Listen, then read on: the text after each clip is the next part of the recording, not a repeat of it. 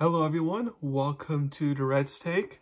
It's that time of the year where now football is over, but just because football is over doesn't mean I won't stop talking about football. And then also basketball is progressing, continue on as well. And I want to start there first. I will talk about football in my other podcast. But what I want to do is I want to not like completely go over my updated college basketball bracketology, if you will. Just go over some aspects of it because now we're technically less than a month away until we know what the bracket will be, which is very exciting. March Madness is again, I'll say it's one of my favorite times of the year, one of my favorite postseason things ever. So I love March Madness.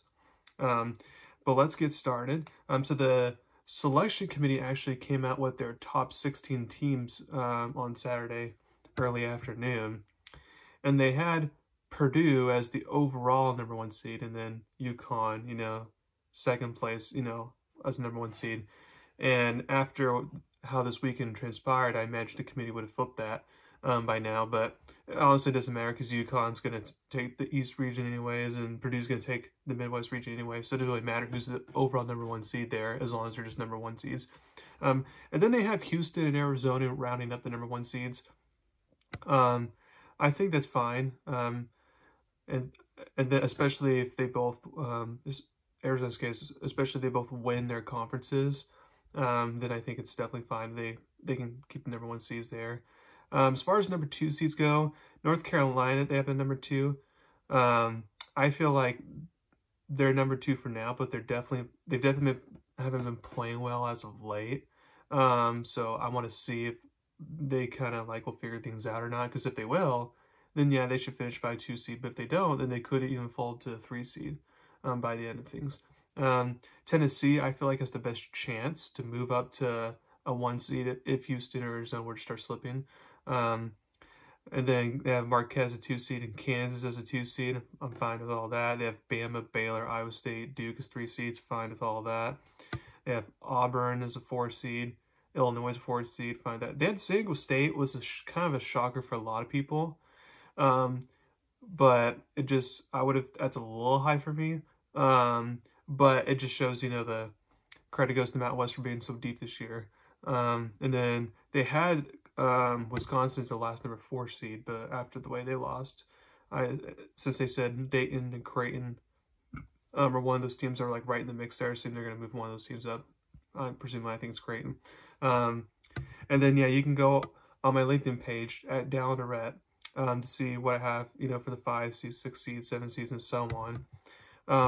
Real quick, I do want to talk about my bubble teams, if you will, because when it comes to the bracket, we focus on, okay, who are the top seeds, and then who are the bubble teams. Of course, the middle seeds, from 5 to 10, 9, they're important as well, but that's kind of what a lot of people like to see, is who the bubble teams and who's living on the edge, who's going to be in, who's going to be out as of right now. And I want to go over real quick who the bubble teams are, in my opinion. So for me, a bubble team means you're a 9 seed or a double-digit seed. And 9 seeds don't have to worry too much. But again, I just count them as bubble teams here. So the ACC bubble teams as right now are Virginia, Wake Forest, and Pittsburgh.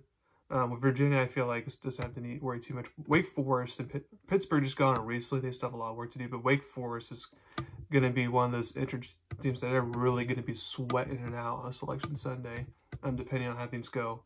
The Big East, man, they have a lot of bubble teams. They got Butler, Providence, Seton Hall, Villanova, St. John's.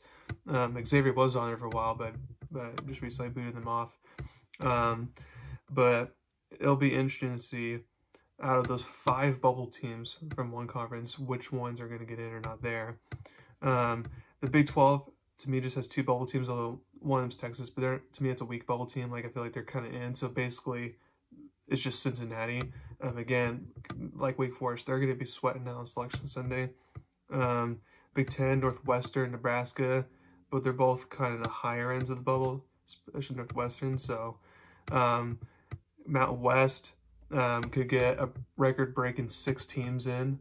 Right now I have like they have 3 teams in automatically. The other 3 are in the bubble. 2 will probably get in, so just kind of maybe like a question, okay, will they get 5 in or 6 in at this point? The Pac-12, I have given 2 teams in. There's 3 teams in the bubble. Again, 2 of them just living on the edge. And then the SEC, right now I have 4 teams on the bubble for them, although that might change soon because I have Florida almost getting off. But Ole Miss, Mississippi State, and Texas A&M, all 3 of those again are on the right side bowls right now, but it'll be interesting to see how things play out later on.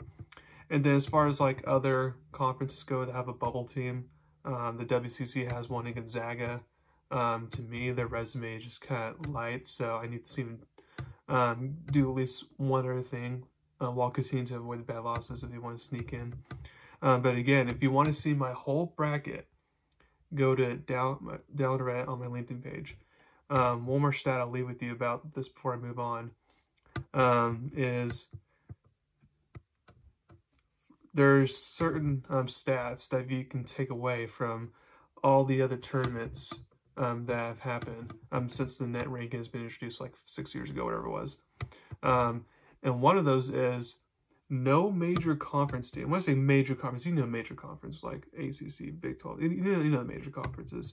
I mean, some people may count the American or Mountain West or, you know, with WCC as a kind of a major conference because sometimes they can get multiple bids in, you know, for me, which I'm not sure if that's what's included or not when I read the stat, but I'm just kind of taking it as like major conference teams. But anyways, major conference teams ranked in the net 1 to 38 has never missed a tournament. Never missed a tournament.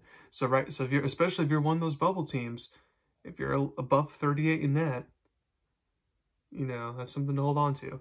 And then no major conference teams ranked 77 or worse in net has ever made the tournament. Out of all the bubble teams I have, no bubble teams even in the 70s right now in net. So they don't have to worry about that. But other stat that's interesting is that, again, most major conference teams with a net in between 38 to 55 have a 50% chance to get in based off, you know, past history. And then teams with a net between 56 and 77 have just a 12% chance to get in. So that's why it's kind of interesting to see how this will all play out. Again, just continue to look on my LinkedIn page down there every single week. Every Monday, I'll post my new bracketology up to the final bracket reveal. So make sure to follow that because now, once February is over, you know, college basketball is going to get to the conference tournament times, and then obviously March Madness. It's coming down to the wire in college basketball now. I know you can kind of sleep on it while football's going on and all that, but now you can kind of wake up and get into it.